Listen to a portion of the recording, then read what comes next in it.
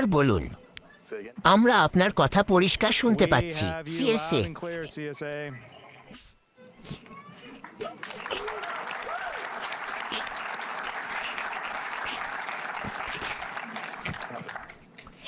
বেশ, আপনি ধন্যবাদ জেরেমি। অনেক কানাডিয়ান আছেন যারা আপনাকে কিছু প্রশ্ন করতে আগ্রহী। আমরা সেগুলো দিয়েই শুরু করতে যাচ্ছি। প্রথম প্রশ্নটি অন্টারিওর মিসাগা থেকে দিয়ার। মহাকাশে সিপিআর করার জন্য নভোচারীরা কি বিশেষ প্রশিক্ষণ পান? কম মাধ্যাকর্ষণে আপনারা আসলে কিভাবে তা করেন?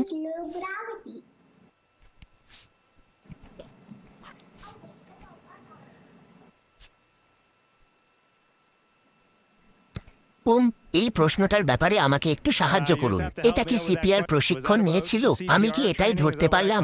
ঠিক বলেছেন জেরেমি। আপনাকে জিজ্ঞাসা করা হচ্ছে মহাকাশে সিপিআর করার জন্য আপনারা কিভাবে বিশেষ প্রশিক্ষণ পান এবং শূন্য মাধ্যাকর্ষণে আপনারা আসলে কিভাবে তা করেন?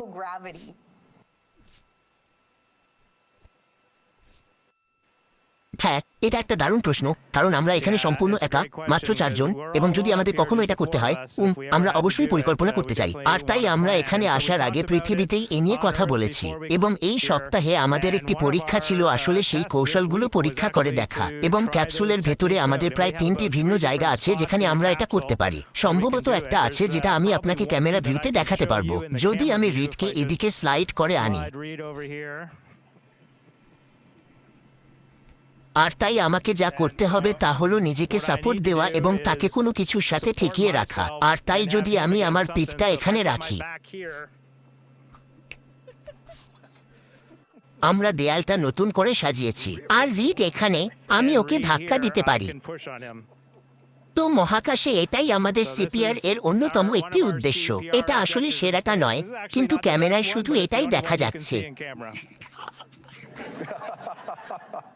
ধন্যবাদ জেরেমি। পরের প্রশ্নটি করেছেন নিউ ব্রান্সউইকের এলসাবুক থেকে লিয়াম। আর আমি জানতে চাই, আপনি কি এখনো মহাকাশে তারা দেখতে পান?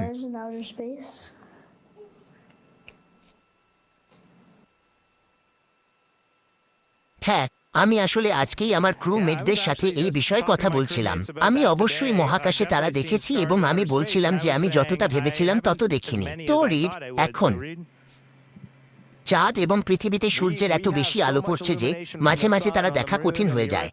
ঠিক যেমন আপনি দিনের বেলায় বাইরে বেরোলে নীল আকাশ দেখতে পান কিন্তু কোনো তারা দেখতে পান না। আমরা বাইরে তাকালে শুধু কালো আকাশ দেখি, কোনো তারা নেই। কিন্তু আজ রাতে আমাদেরকে গভীর মহাকাশের দিকে পাঠানো হবে এবং এই অভিযানে প্রথমবারের মতো আমরা মহাকাশযানের সমস্ত আলো নিভিয়ে দেব। আর আপনি যদি নিজেকে প্রায় 20 বা 30 মিনিট সময় দেন, আমরা আন্তর্জাতিক মহাকাশ স্টেশনে এটা সবসময়ই করি। ক্রিস্টিনা আর আমার এই ব্যাপারে দারুণ মধুর স্মৃতি আছে। আপনি তারা দেখতে শুরু করবেন, আর আপনি যদি যথেষ্ট সময় দেন তাহলে এত তারা দেখতে পাবেন যে নক্ষত্রপুঞ্জ দেখাও কঠিন হয়ে পড়বে, কারণ সেখানে এত তারা রয়েছে। আর সেই তারাগুলোর সবচেয়ে চমৎকার ব্যাপার হলো সেগুলো একটুও মিটমিট করে না, সেগুলো একদম নিখুঁত। সেগুলাকে প্রায় আলোর নিখুঁত বিন্দুর মতো দেখায়। তো জেরেমি, এটাই আজ রাতের জন্য আমাদের বাড়ির কাজ। আমরা এটা করছি, আমরা একটা ছবি তুলব। দারুণ। এখন সান খিলাওয়াক নুনভের শিক্ষার্থীদের পক্ষ থেকে আমাদের কাছে একটি প্রশ্ন এসেছে। মহাকাশে আপনারা কি ধরনের খাবার খান এবং কিভাবে তা রান্না করেন?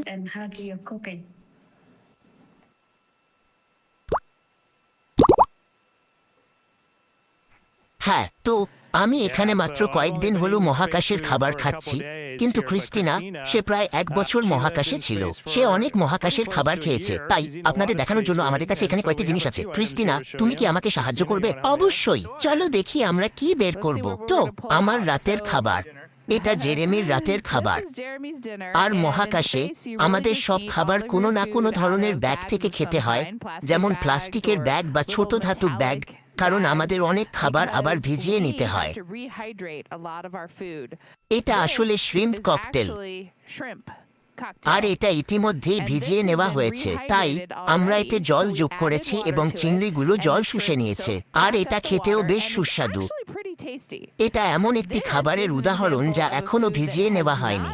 মহাকাশে উড়ে আসার জন্য এটা পুরোপুরি শুকিয়ে গেছে। আর ওগুলো হলো সবুজ শিম। তাই মহাকাশেও আমাদের শাকসবজি খেতে হয়, কিন্তু চিন্তা করবেন না, ওরা আমাদের ম্যাক অ্যান্ড চিজ দেয়।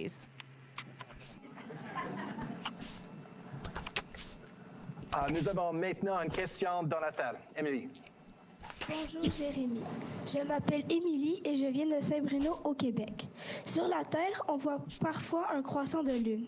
Est-ce que lorsqu'on est autour de la lune, on voit un croissant de Terre?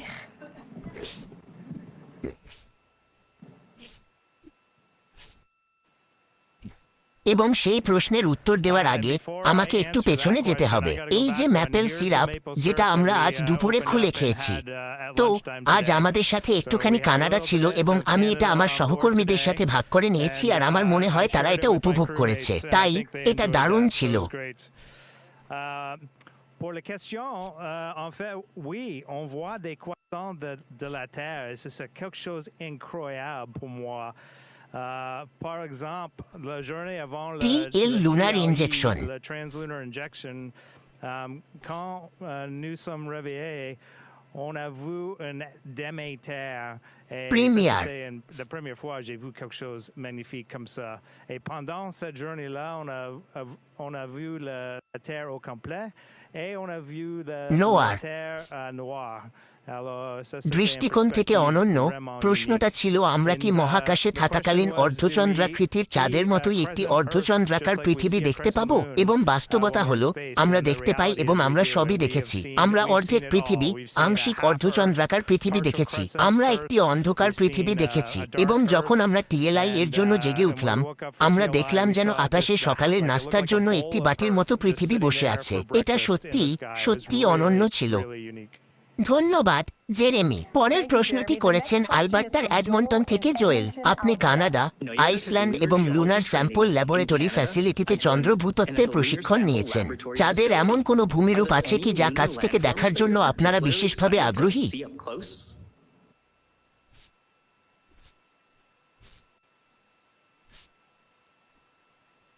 ওহ, এটা দারুণ। পুম, অবশ্যই। আমরা পৃথিবীতে কিছু অসাধারণ ভূতত্ত্ব প্রশিক্ষণ নিয়েছি এবং তার মধ্যে একটি, যেমনটা আপনি উল্লেখ করেছেন, কানাডার কেমিস্ট ডাস্টন ক্রেটারে হয়েছিল। সেখানে আমি জেরেমি ও জেনি গিবন্স এবং নাসা ও বিভিন্ন প্রতিষ্ঠানের ভূতত্ত্ববিদ ও বিজ্ঞানীদের একটি দুর্দান্ত দলের সাথে প্রশিক্ষণ নেওয়ার সম্মান পেয়েছিলাম। আমরা শিখেছি কিভাবে ক্রেটার তৈরি হয় এবং চাঁদের খনিজ উপাদান সম্পর্কেও অনেক কিছু জেনেছি। চাঁদে ক্রু হিসেবে আমরা সম্ভবত সবচেয়ে বেশি যা দেখার জন্য উত্তেজিত তা হল ওরিয়েন্টাল নামক একটি আশ্চর্যজনক বৈশিষ্ট্য। এটিকে কখনো কখনো চাঁদের গ্র্যান্ড ক্যানিয়ন বলা হয়, কারণ এতে বিভিন্ন ধরনের বহুস্তরীয় ক্রেটারের কিনারা এবং নানা রকম ভূমিরূপ রয়েছে। এর সর্বত্রই বিভিন্ন আকারের লাভা ক্ষেত্রের মতো ভূখণ্ড রয়েছে। এটি খুবই স্বতন্ত্র এবং আজ পর্যন্ত কোনো মানুষের চোখ এই ক্রেটারটি দেখেনি যতক্ষণ না আমরা এটি দেখার সৌভাগ্য লাভ করেছি। তাই আমরা যখন চাঁদের আরও কাছে যাব তখন আরও অনেক কিছু আপনাদের সাথে ভাগ করে নেওয়ার জন্য অধীর আগ্রহে অপেক্ষা করছি। অনেক ধন্যবাদ। ভ্যাঙ্কুভার, বিসি থেকে এমসাবেরও আপনার জন্য একটি প্রশ্ন আছে। আপনার মতে কোন সিনেমাটি মহাকাশের সবচেয়ে সঠিক চিত্রায়ন?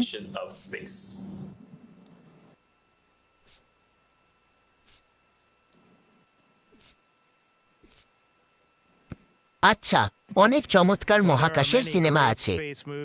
আমাদের এই নির্দিষ্ট উদাহরণের জন্য আমার মনে হয় অ্যাপোলো 13 সিনেমাটি বিষয়টিকে সত্যিই তুলে ধরেছে। অ্যাপোলো 13 এর মতো আমাদের কোনো বড় ধরনের যান্ত্রিক ত্রুটি ঘটেনি, কিন্তু তারা আমাদের মতোই প্রায় একই গতিপথে যাত্রা করেছিল এবং ওই সিনেমাটি আপনাকে খুব ভালোভাবে দেখায় যে মাত্র 3 জন মানুষ, মানে একটি ছোট্ট ক্যাপসুলে আটকা পড়ে মহাকাশে একসাথে টিকে থাকাটা কেমন। তো এটা অনেকগুলোর মধ্যে একটা, কিন্তু এটা আমার অন্যতম প্রিয় মহাকাশের সিনেমা। আপনারও মহাকাশের সিনেমা আছে? হ্যাঁ, এটা আমার অন্যতম প্রিয়। হ্যাঁ, ঠিক আছে।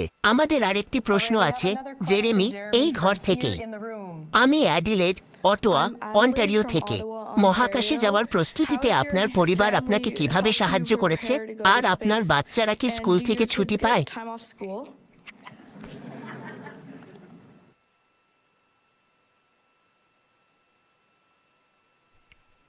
অনেক। হ্যাঁ, অবশ্যই। জানেন তো, জীবনে সবকিছু দলবদ্ধভাবে করতে হয়, আর আমার প্রধান দল হলো আমার স্ত্রী এবং আমার 3 সন্তান। এই পুরো প্রচেষ্টায় তারা আমাকে অসাধারণভাবে সমর্থন জুগিয়েছে। তারা আমাকে যেভাবে সাহায্য করেছে তার মধ্যে অন্যতম হলো আমাকে ক্ষমা করে দেওয়া। এই কাজের জন্য মাঝে মাঝে আমি তাদের পাশে থাকতে পারি না, যখন তারা চায় আমি তাদের পাশে থাকি। পরিবারকে অনেক ত্যাগ স্বীকার করতে হয়, আর তাই তারা অবশ্যই আমার জন্য সেই কাজটি করেছে এবং এই পুরো যাত্রা যাত্রাপথে তারাই আমার সবচেয়ে বড় সমর্থক ছিল। তাই ক্যাথরিন, ডেভন, অ্যাশলি এবং কেইটলিনের প্রতি আমি অত্যন্ত কৃতজ্ঞ। আর তারা কি স্কুল থেকে ছুটি পেয়েছিল? হ্যাঁ এবং না, দুটোই। তারা কোয়ারেন্টাইনে এসে আমার সাথে থেকে এই উদ্যোগে আমাকে সমর্থন করার জন্য সময় পেয়েছিল। কিন্তু এর মানে হলো তারা বাড়িতে অনেক হোমওয়ার্ক এবং নিজে নিজে অনেক পড়াশোনা করছিল এবং কোয়ারেন্টাইন থেকেই কাজগুলো শেষ করছিল। ধন্যবাদ। ওন্টারিওর অ্যাপসি থেকে পার্কারের একটি প্রশ্ন আছে। Ontario has a question. মহাকাশে পানি কেন গোলাকার হয়ে যায়? Spherical in space.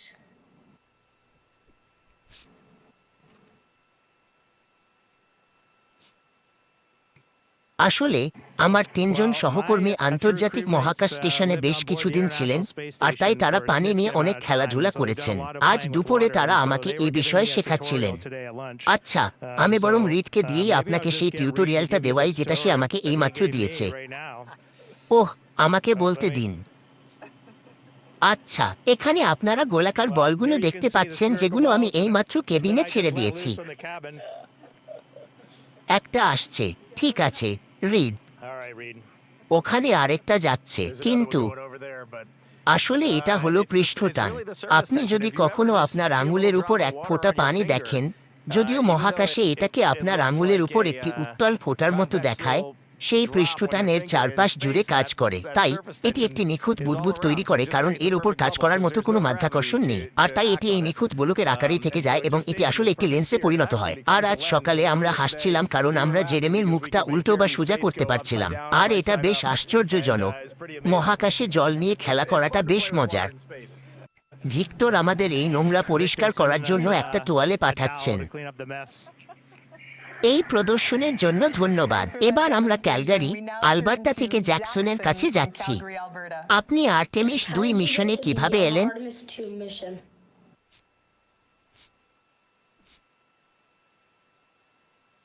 আমি উত্তরটা দেব যখন জেরেমি আপনার জন্য একটা সুন্দর জলের বুদবুদ তৈরি করছে। জেরেমি কিভাবে আর্টেমিস 2 মিশনে এলেন? জেরেমি এবং আমি 2009 সালে একসাথে মহাকাশচারী হিসেবে নির্বাচিত হয়েছিলাম। আর তিনি ছিলেন কানাডিয়ান স্পেস এজেন্সির সদস্য এবং আমি ছিলাম নাসার সদস্য। আর যখন জেরেমি মহাকাশচারী হওয়ার জন্য সাক্ষাৎকার দিচ্ছিলেন, আমাদের প্রধান মহাকাশচারী পেগি উইটসন তাদের বোর্ডে ছিলেন। আর পেগি সেই সাক্ষাৎকার থেকে ফিরে এসে বলেছিলেন, কানাডা যদি জেরেমিকে নিয়োগ না দেয় তবে নাসা তাকে নিয়োগ দেবে। তিনি সেটা ভালোভাবে করেছিলেন। তো আমার মনে হয় আপনি যদি জেরেমির জীবনটা দেখেন, সে খুবই কৌতূহলী এক শিশু হিসেবে বেড়ে উঠেছিল। তার অনেক বড় স্বপ্ন ছিল।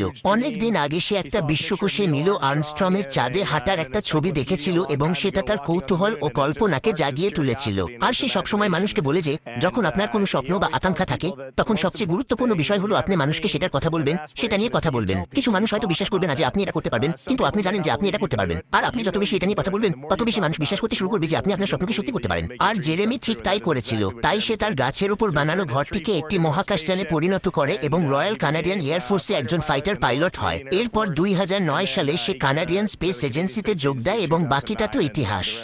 আর আমি এখনো পানি আর মহাকাশ বিষয়ে অতটা দক্ষ নই। আমি এখনো শিখছি।